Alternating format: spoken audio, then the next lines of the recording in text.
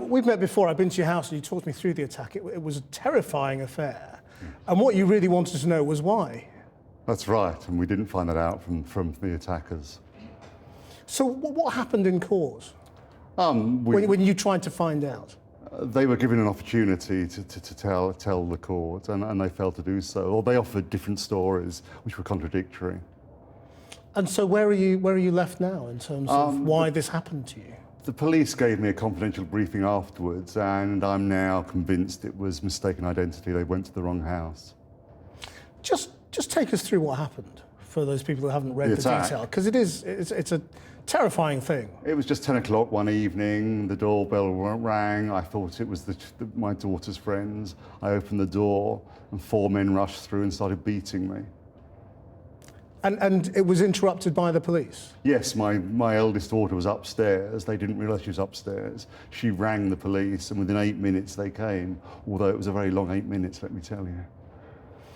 And so what do you make of these sentences? And you know, how do they measure up to the crime?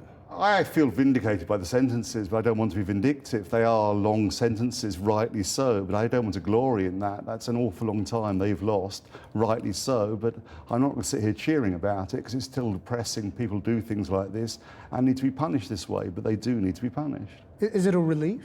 I mean... Yes, it is, but I don't want to glory in it. What do you mean by I don't want to glory in it? I don't want to sit there cheering about the fact these people have lost a quarter of their life, perhaps, in prison. That's a depressing moment. It's right. It's the correct sense. But you nearly lost your life in this attack, didn't you? I mean, they were about to hit you over the head.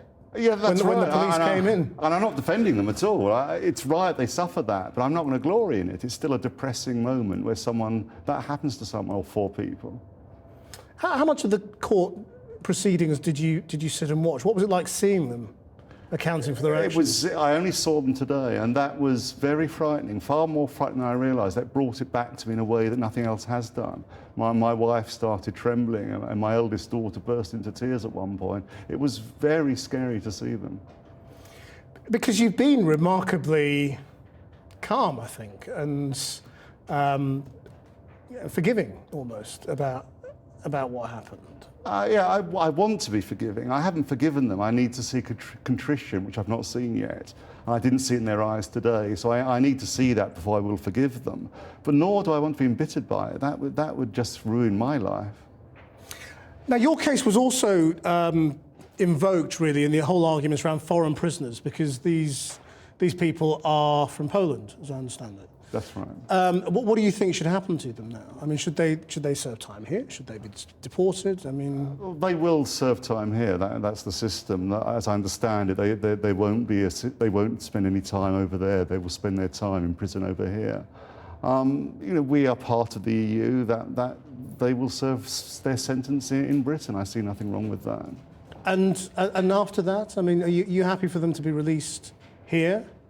There are issues there, and there are issues with criminals, our criminals in other countries in the EU. I can see that. But if we want to argue for better border controls and issues such as that, we need more cooperation between the countries of Europe. And this is an argument for more cooperation, not less, in fact. And so it makes sense for us to share information. If we live in splendid isolation, we won't be able to do that. But those who criticise what happened are those who also argue for us not to share information with our fellow countries in Europe.